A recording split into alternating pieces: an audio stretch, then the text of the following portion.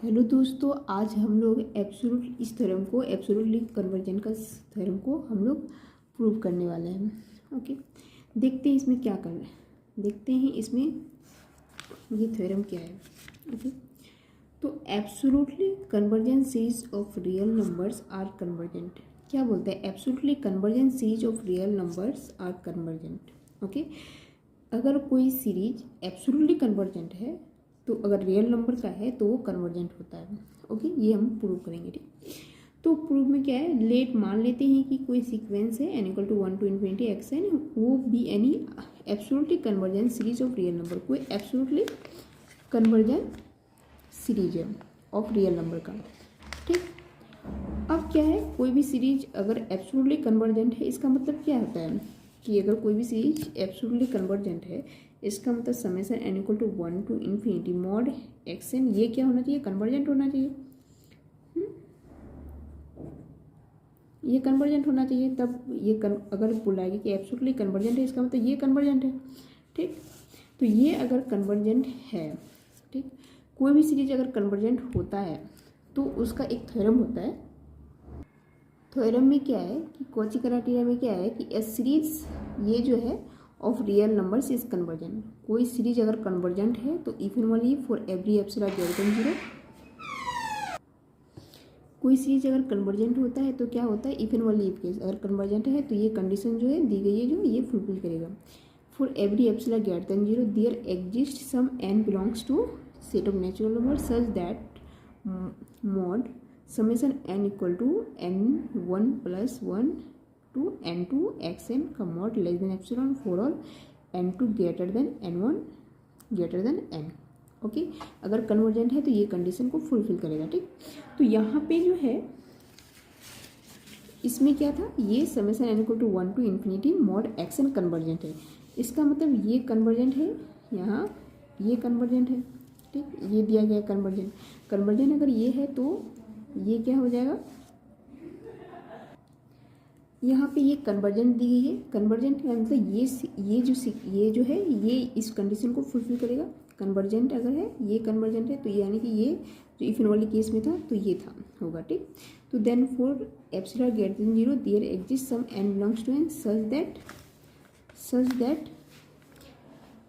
Summation n = n1 + 1 से n2 mod xn less than epsilon for all n2 greater than n1 greater than n। Okay, ये convergent, इसलिए ये इस चीज़ को, इस कंडीशन को फुलफिल कर रहा है। ठीक, bye theorem, previous theorem. Okay, तो अब क्या है कि यहाँ पे mod summation n = n1 + 1 to n2 xn जो होगा लेस देन इक्वल टू ये हो जाता है। हम लोग जानते हैं ये लेस देन इक्वल टू ये हो जाता है। ठीक, less than epsilon for all, ये क्या था, ये डेफिनेशन है, ये ग्रेटर देन ये होता है less than epsilon for all n2 greater than n1, ये क्या हो जाता है, n हो जाता है। ओके, ठीक, अब ये क्या है, ये लेस देन एप्सिलॉन है तो ये क्या हो गया, लेस देन एप्सिलॉन हो गया, ये लेस देन एप्सिलॉन है तो ये लेस देन एप्सिलॉन हो गया for all n2 greater than n1 greater than n। Okay, तो ये क्या है, ये कॉची क्राइटेरिया बोला डेफिनेशन फुलफिल कर रहा है। ठीक, तो ये अब ये सीक्वेंस जो है, ये एक्सन सीक्वेंस जो है, ये इस कंडीशन को फुलफिल कर रहा है। इसका इसलिए ये सीक्वेंस क्या है, कन्वर्जेंट हो गया बाय प्रीवियस थ्योरम। ये कन्वर्जेंट हो रहा था तो ये सीक्वेंस इस कंडीशन को फुलफिल कर रहे थे। तो यहाँ पे ये वही सिमिलरली यहाँ पे ये अगर इस कंडीशन को यहाँ पे if and only if case है, अगर ये इस कंडीशन को फुलफिल कर रहा है ये सीक्वेंस, तो ये कन्वर्जेंट हो जाएगा। ठीक, तो इसलिए वहाँ पे इफ एंड ओनली केस है कि अगर ये फुलफिल कर रहा है तो ये कन्वर्जेंट हो जाएगा, और ये कन्वर्जेंट अगर होता है तो ये फुलफिल करेगा। ठीक, तो बाय प्रीवियस थ्योरम ये अगर ये सीक्वेंस अगर इस कंडीशन को फुलफिल कर रहा है, then for epsilon greater than 0 के लिए there exist some n belongs to n such that ये लेस देन एप्सिलॉन होगा for all n2 greater than n1 less than n। तो ये सीक्वेंस जो है n = 1 to ∞ के लिए कन्वर्जेंट हो जाएगा। ये सीक्वेंस क्या हो जाएगा, n = 1 to ∞ xn कन्वर्जेंट हो जाएगा बाय थ्योरम। हम लोगों ने जो भी यूज किए हम लोग थ्योरम से यूज किए। ओके, तो इसीलिए और यही किया था हम लोग, इसको लेके एब्सोल्युटली कन्वर्जन दिखा रहे थे। तो ये एब्सोल्युटली कन्वर्जन दिखाई तो ये प्रूव हो गया कि ये एक कन्वर्जेंट है। ये थ्योरम में क्या बोला गया, एब्सोल्युटली कन्वर्जेंट सीरीज जो होता है रियल नंबर्स का वो कन्वर्जेंट होता है। ठीक, ये थ्योरम क्या है, कंपैरिजन टेस्ट है। ओके, तो कंपैरिजन टेस्ट में क्या है देखते हैं। ठीक, तो लेट मान लेते हैं कि n equal to 1 to infinity an, ये दो सीरीज है ऑफ नॉन नेगेटिव टर्म। क्या है यहाँ पे, नॉन नेगेटिव टर्म है। Okay, such that an less than equal to bn for all n belongs to n के लिए। यहाँ पे an जो है an less than equal to bn है। ठीक, for all n belongs to n के लिए। If n equal to 1 to infinity bn is convergent, अगर bn कन्वर्जेंट है then so n equal to 1 to infinity an क्या हो जाएगा, an भी कन्वर्जेंट हो जाएगा। ठीक, ये सीरीज जो है ये भी सीरीज कन्वर्जेंट होगा।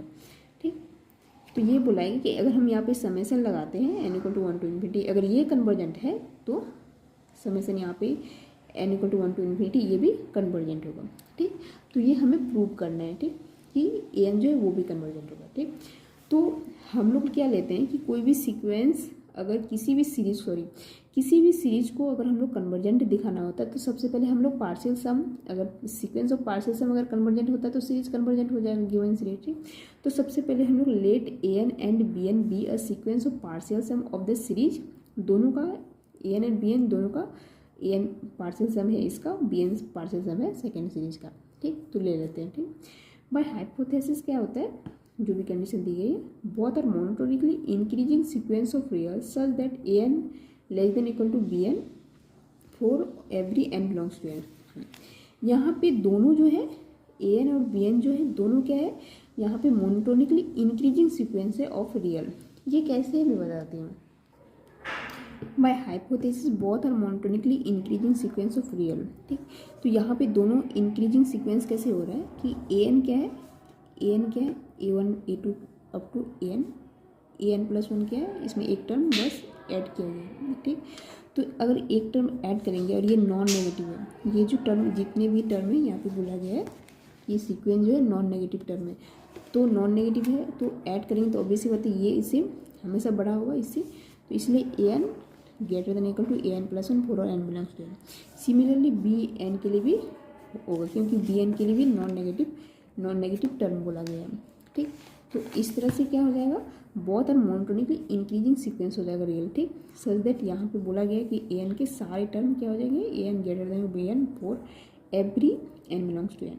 ओके, ठीक, अब यहाँ पे क्या है कि an जो सीक्वेंस है और bn an और bn जो सीक्वेंस है ये दोनों जो सीक्वेंस है वो मोनोटोनिकली इंक्रीजिंग सीक्वेंस है। ठीक, अब यहाँ पे क्या था, since n equal to 1 to infinity bn जो है कन्वर्जेंट है, ये गिवन दिया गया है। ठीक, कि bn जो है वो कन्वर्जेंट है, अगर bn कन्वर्जेंट है देन उसका जो सीक्वेंस ऑफ पार्शियल सम होगा, क्योंकि एवरी bn कन्वर्जेंट है। ठीक, तो इसका sequence of partial some,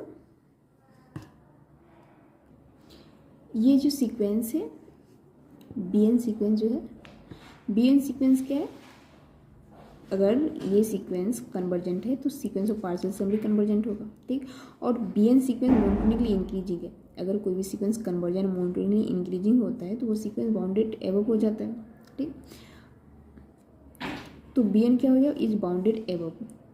bn अगर बाउंडेड एबव है तो an क्या है, an less than equal to bn है, सो an क्या हो जाएगा, an is also bounded above, an is also bounded above,